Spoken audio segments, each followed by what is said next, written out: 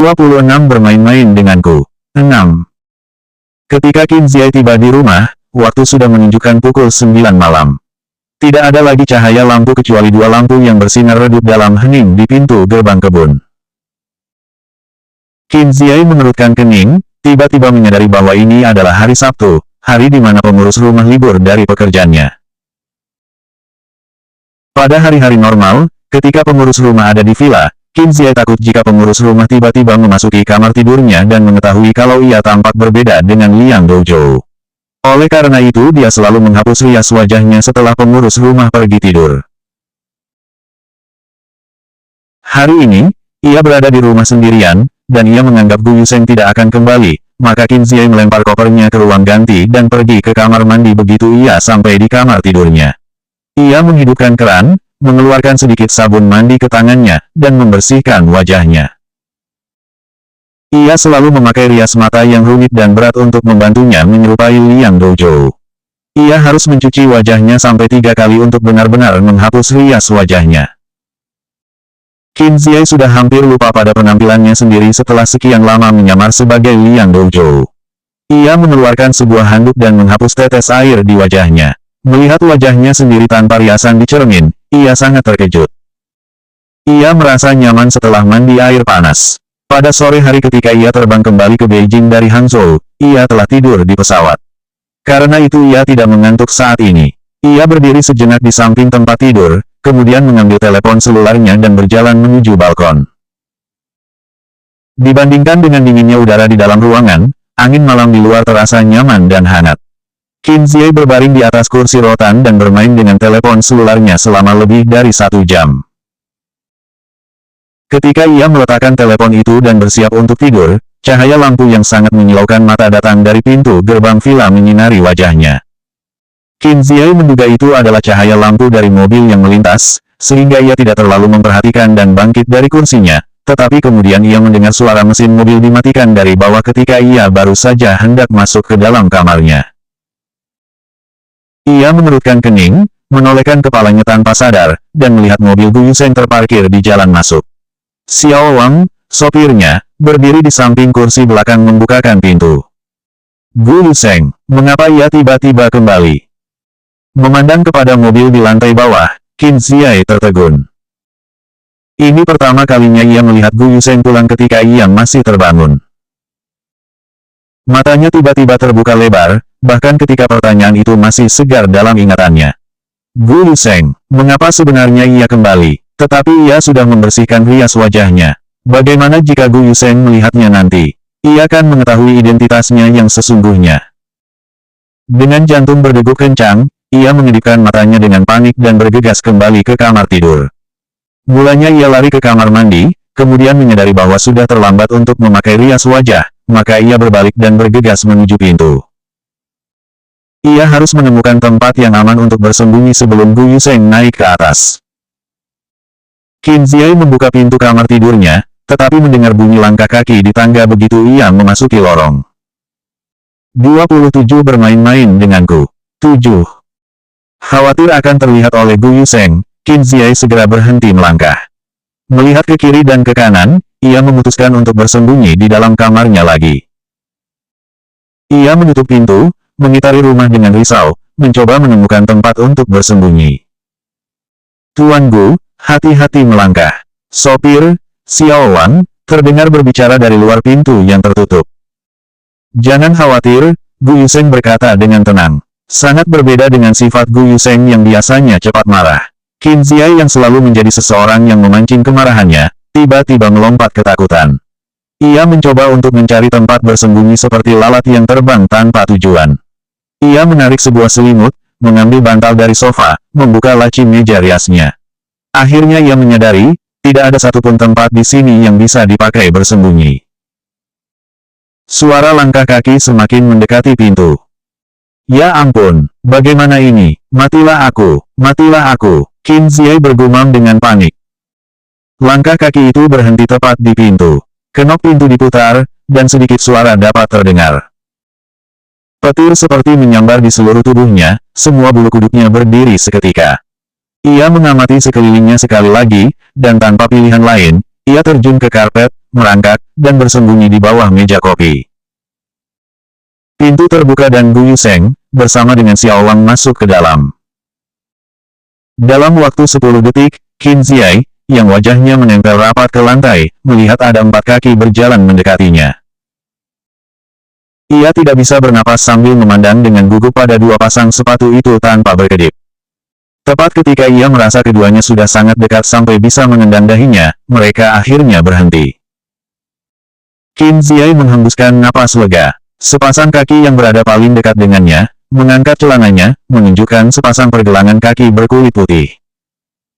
Qin Ziai mengenalinya sebagai kaki Gu Yusheng. Ia tampaknya sedang duduk tepat di depannya. Tuan Gu, pengurus rumah sedang tidak ada hari ini. Apakah Anda dapat mengurus keperluanmu sendiri? Suara Xiao Wang yang sopan mengisi ruangan.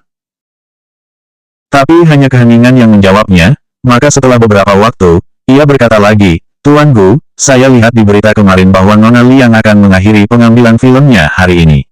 Ia mungkin dalam perjalanan kembali ke Beijing. Apakah Anda ingin saya menghubunginya dan menanyakan apakah ia sudah tiba supaya ia bisa pulang dan...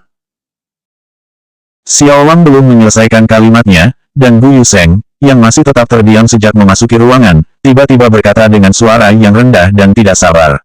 Tidak mudah bagiku untuk menyingkirkannya dari pandanganku dan memiliki waktu yang tenang, mengapa kau harus memintanya pulang? Xiao Wang ditegur dan tidak berani berbicara lebih jauh. Qin Ziai, yang sedang bersembunyi di bawah meja kopi, mengatupkan bibirnya. Meskipun tidak ada yang dapat melihat kekecewaannya, ia melihat ke bawah dan menyembunyikan kesuraman di matanya. Ruangan itu kembali sunyi. Gu Yusheng sepertinya telah memberi tanda pada Xiao Wang untuk pergi, ketika ia kembali berbicara. Tuan Gu, saya akan pergi dulu. Jika Anda membutuhkan bantuan, silakan hubungi saya kapan saja. Gu Yusheng, lagi-lagi tetap diam. Setelah beberapa detik, Qin Ziai melihat 2 dari sepatu-sepatu itu bergerak menuju sisi yang lain dan akhirnya pergi. Setelah pintu ditutup dengan bunyi klik, ruangan menjadi sunyi kembali seperti semula. 28 bermain-main denganku. 8. Qin Ziai berhadapan dengan sepatu Gu Yusheng. Meja kecil itu sangat rendah, sehingga ia tidak bisa bergerak sama sekali di bawahnya. Ia berdiam dengan kaku, memandang sepatu Gu Yusheng. Setelah cukup lama, ketika ia berpikir akan terjepit di situ sampai mati, akhirnya sepatu Gu Yusheng pun bergerak. Gu Yusheng berdiri dan tersandung ketika menuju kamar mandi. Qin Ziai melihatnya menabrak kursi ketika melewati meja rias. Tampaknya ia tidak merasakan sakitnya, karena ia tidak mengeluarkan suara apapun, tetapi hanya berhenti sejenak, kemudian melewati kursi itu dan memasuki kamar mandi. Pintu kamar mandi tidak tertutup, tetapi terdengar suara air mengalir. Apakah ia akan mandi? Qin Ziai mengambil kesempatan yang berharga ini dan merangkak keluar sedikit demi sedikit dari bawah meja kecil. Segera setelah kepalanya keluar dari bawah meja, ia membuka mulutnya dan menghela napas lega. Sebelum udara terhirup ke dalam paru-parunya, ia melihat sepatu Gu Yusheng melangkah keluar dari kamar mandi. Ia sangat takut hingga segera mundur kembali. Pada saat Qin Ziai baru saja kembali ke tempat persembunyiannya, Gu Yusheng tiba di meja kecil tersebut. Kali ini ia tidak duduk tetapi membungkuk untuk mengambil sesuatu, kemudian bergerak mundur 2 langkah dan terjatuh ke tempat tidur. Terdengar bunyi kertas timah, kemudian Qin Ziai mendengar bunyi pemantik api dinyalakan. Kamar tidur pun dipenuhi dengan bau rokok yang menyengat. Ruangan itu menjadi sangat sunyi. Qin Ziai, bersembunyi di bawah meja kecil, tidak dapat melihat apa yang terjadi dan tidak berani bertindak gegabah. Waktu berlalu detik demi detik. Saat malam yang sunyi berlalu, Qin Ziai mengendap keluar secara perlahan. Ia tidak berani langsung keluar, maka ia mengeluarkan kepalanya terlebih dulu dan memandang ke arah tempat tidur. Gu Yusheng sedang berbaring di tempat tidur, mengenakan pakaiannya dan matanya tertutup. Ia sangat tenang dan tidak mendengkur. Qin Ziai tidak yakin apakah ia sudah tidur, maka ia memandang Gu Yusheng sejenak. Melihat dia tidak bergerak, ia teruskan mengendap keluar. Qin Ziai takut Gu Yusheng belum tertidur dan tiba-tiba membuka matanya, sehingga ia tidak berani berdiri, tetapi merangkak sepanjang tempat tidur menuju pintu. Ketika ia hampir sampai di pintu, ia mendengar Gu Yusheng mengeluarkan suara aneh di belakangnya. Ia sangat takut dan segera berhenti di lantai. Gu Yusheng, apakah ia terbangun? Qin Ziyi tidak berani melihat ke belakang, dan punggungnya seketika basah karena keringat dingin. Qin Ziyi berdoa agar Yusheng tidak menolehkan kepalanya. Sementara itu, ia merayap menuju pintu seperti seekor ulat. Akhirnya Qin Ziyi mencapai pintu. Ia mendesah pelan, tetapi ketika ia hendak membuka pintu, ia mendengar suara Gu Yusheng. Kali ini, Gu Yusheng mengatakan beberapa kata berurutan.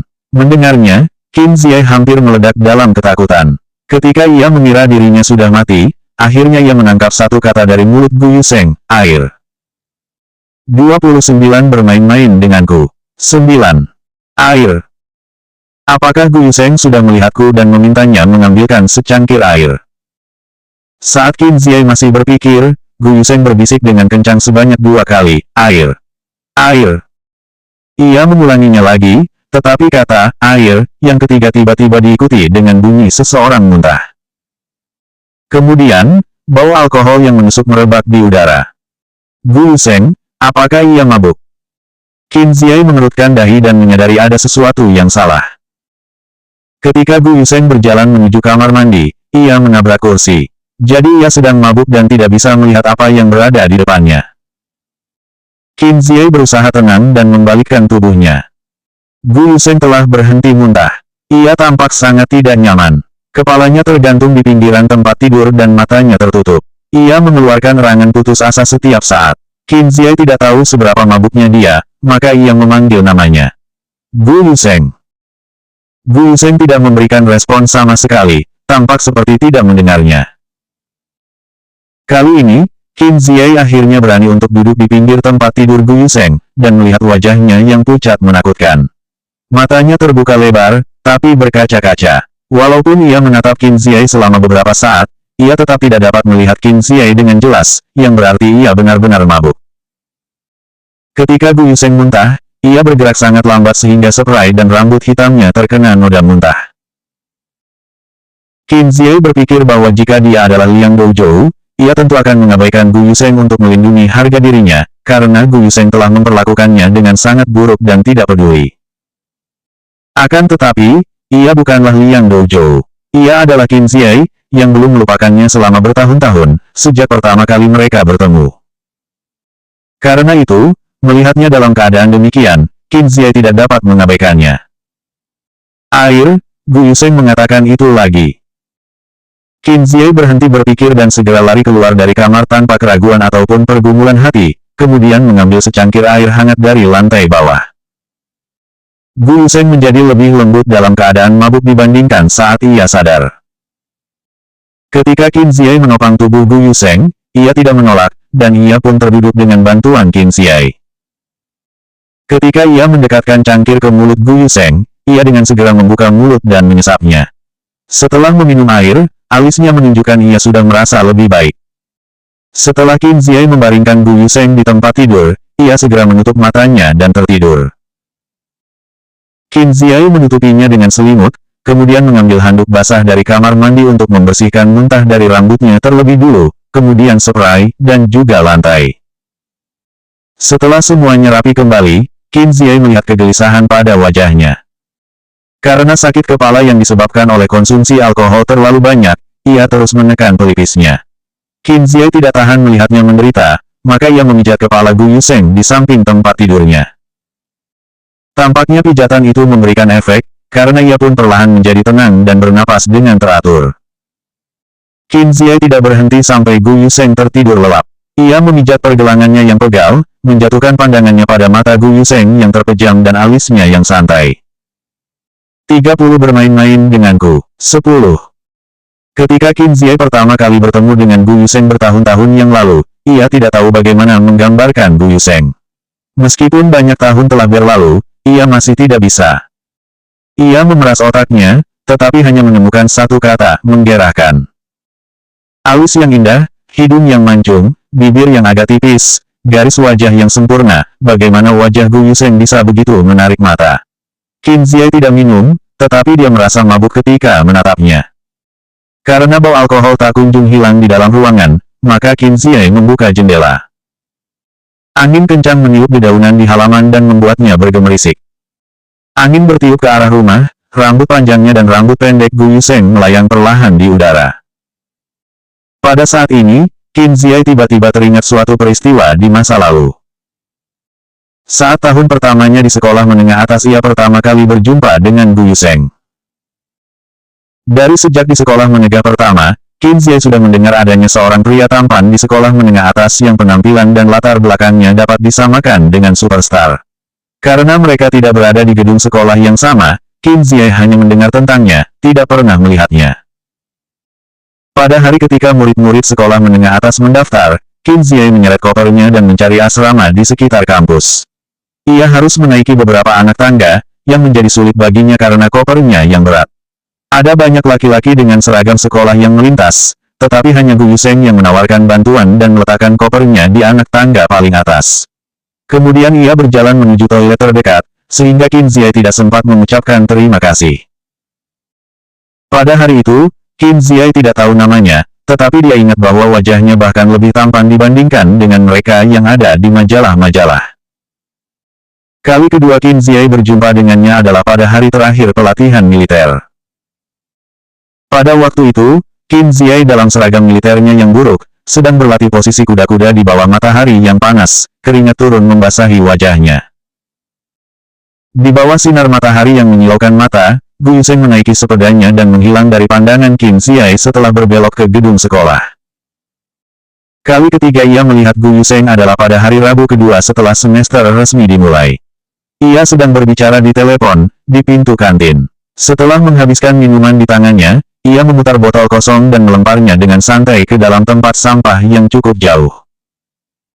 Serangkaian tindakan sederhana itu menyebabkan teriakan dan bisikan-bisikan dari anak-anak perempuan yang sedang melintas. Qin Ziai akhirnya mengetahui dari bisikan-bisikan mereka bahwa namanya adalah Gu Yuseng. Gu Yuseng adalah namanya, jadi, dialah pria tampan di sekolah menengah atas. Kali keempat ia berjumpa dengan Gu Yuseng adalah di kafe internet Joy di seberang sekolah. Qin Ziai duduk tepat di sebelah sekelompok teman Gu Yuseng sedang bermain permainan komputer, teman-temannya berteriak dan menghantam keyboard. Namun, hanya Gu Yuseng yang duduk di sana dengan tenang, mengetuk pada keyboard dengan cepat, meledakkan musuh satu demi satu. Setelah itu, Qin Ziai bertemu dengannya untuk kali kelima, keenam dan ketujuh. Akhirnya mereka bisa berhubungan satu sama lain ketika teman sebangkunya, Su Wenwan, mulai mengencani teman sekamar Gu Yuseng, Wu Hao. Selanjutnya bab 31 masa lalu mereka, 1.